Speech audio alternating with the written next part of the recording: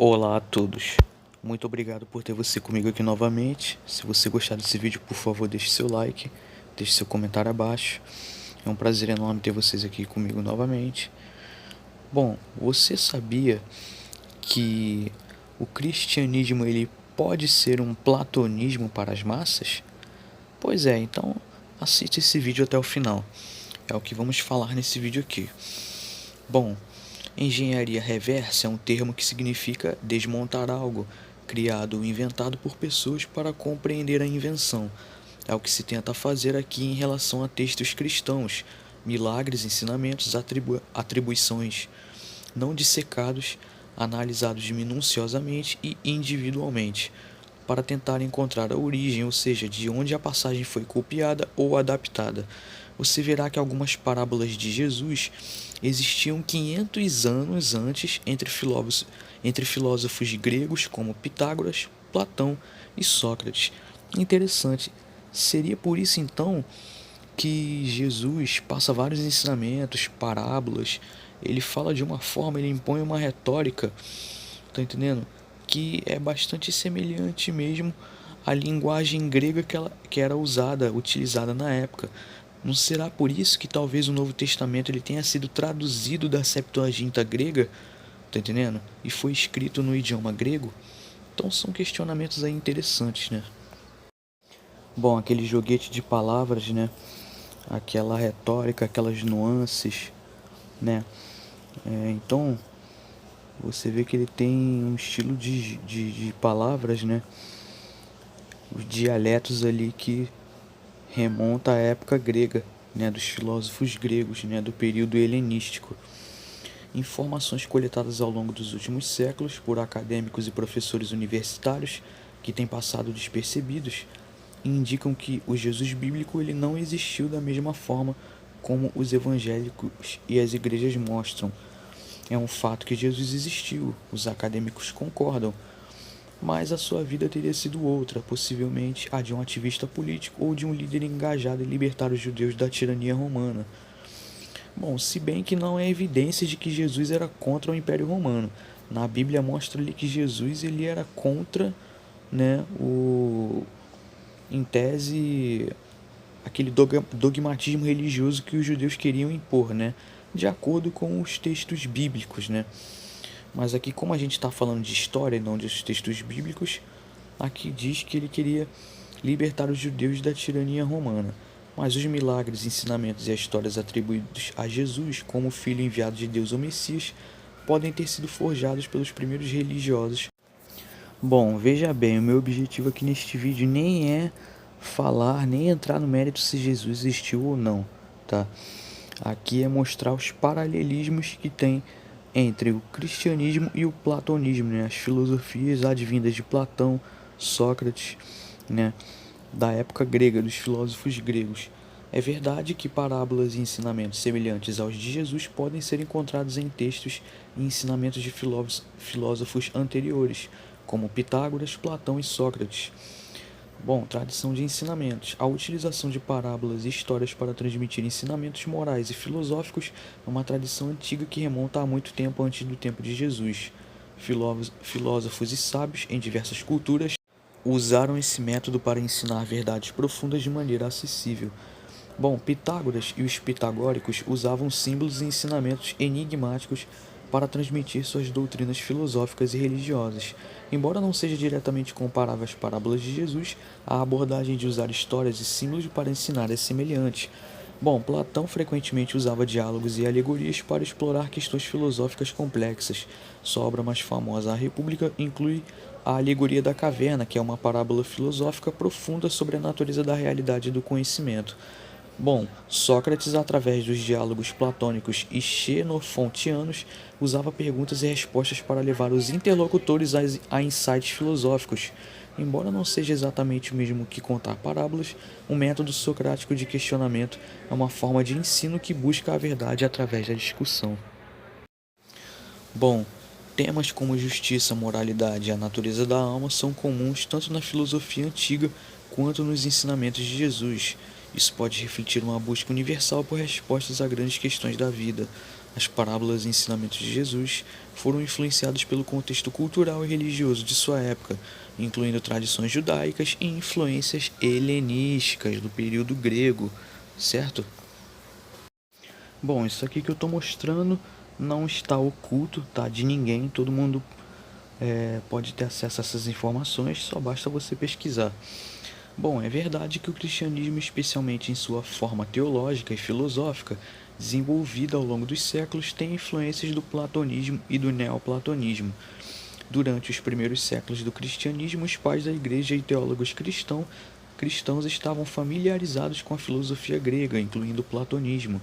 Eles frequentemente incorporaram conceitos e ideias platônicas em sua teologia para articular e defender a fé cristã. O platonismo é conhecido por seu dualismo, que distingue entre o mundo material e o mundo das ideias ou formas. Esta distinção influenciou a teologia cristã, especialmente em relação à natureza da alma e a distinção entre o corpo e alma. A crença platônica na imortalidade da alma é um conceito que encontrou eco na teologia cristã. A ideia de que a alma sobrevive à morte do corpo é central em ambas as tradições. A noção platônica de um reino das ideias ou formas perfeitas influenciou a teologia cristã em relação à natureza de Deus e ao reino celestial. A ideia de um reino divino, a ideia de um reino divino que transcende o mundo material é um tema comum em ambas as tradições. Então a gente pode ver possíveis paralelismos entre o neoplatonismo e o platonismo e o cristianismo, certo? Bom, influência do neoplatonismo. O neoplatonismo, desenvolvido por Plotino e outros, teve uma influência significativa no cristianismo, especialmente através de figuras como Agostinho de Hipona. O neoplatonismo enfatiza a unidade de todas as coisas e a ascensão da alma em direção à união com o divino, melhor dizendo. O neoplatonismo também influenciou a teologia mística cristã, que busca uma experiência direta e pessoal com o divino. A ideia de uma jornada espiritual em direção à união com Deus é um tema comum em ambas as tradições. Bom, a influência do platonismo e do neoplatonismo pode ter ocorrido em vários períodos da história, mas alguns dos momentos mais significativos incluem o período patrístico.